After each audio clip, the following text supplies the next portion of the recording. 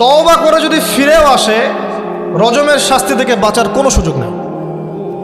বুঝাতে পারছি না? একজন মহিলার কথা বলে তারা বুঝতে পারবে। এটা একজন মহিলা সাহাবীর ক্ষেত্রেও হয়েছে, একজন পুরুষ সাহাবীর ক্ষেত্রেও হয়েছে। আচ্ছা, পুরুষ সাহাবীর কথা বাদ দিয়ে মহিলা সাহাবীর কথাটা বলি। মহিলা সাহাবী এসেছেন, এসে নবীজিকে বলছেন, ইয়া রাসূলুল্লাহ তাহিরনি, আমাকে পবিত্র করুন, আমি একটা অন্যায় করেছি, আমি বিশাল একটা অন্যায় করেছি। নবী সাল্লাল্লাহু আলাইহি ওয়াসাল্লাম বলছে, কি করেছো তুমি? তখন সে বলছে, আমি জিনা করেছি। নবী সাল্লাল্লাহু আলাইহি ওয়াসাল্লাম বলছেন, বাসায় যাও, বাসায় গিয়ে আল্লাহর কাছে তওবা করো, আল্লাহ পাক মাফ করে দিবেন।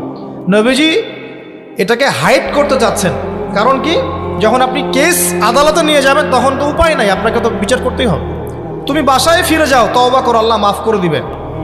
সে মহিলা নাছর বান্দান, না, আমার বিচার করে দেন, আমার বিচার করে দেন, পরকালে আমি শাস্তি পেতে চাই না, দুনিয়াতে আমার বিচার করে দেন। নবী সাল্লাল্লাহু আলাইহি ওয়াসাল্লাম বলছে, তুমি কি গর্ভবতী হয়েছো? হ্যাঁ, জেনার কারণে আমি গর্ভবতী হয়ে গেছি। এরকম হচ্ছে না এখন? আর যে অ্যাবর্শন করছে না, ওই যে ক্লিনিকে গিয়ে, এটাও ট্রেন্ড হয়ে গেছে। হইল, সমস্যা কোথায়? কি এমন হয়েছে? আমার কি কেরিয়ার নষ্ট হয়ে গেছে? ফ্যামিনিস্ট নোংরা মেয়ে কোথাকার। তারপরে এই মেয়ে বলছে, হ্যাঁ আমি গর্ভবতী হয়েছি ইয়া রাসূলুল্লাহ। নবী সাল্লাল্লাহু আলাইহি ওয়াসাল্লাম বলছেন, বাসায় ফিরে যাও, সন্তান যখন খালাস হবে তারপরে এসো, বিচার করে দেব।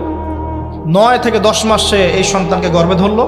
ধরার পরে সন্তান যখন খালাস হয়ে গেল, সে নবীর কাছে এসে সন্তান কোলে নিয়ে, নবজাতক, ইয়া রাসূলুল্লাহ সাল্লাল্লাহু আলাইহি ওয়াসাল্লাম দরুদ পড়বেন, আমাকে পবিত্র করে দিন, আমার সন্তান হয়ে গেছে এখন।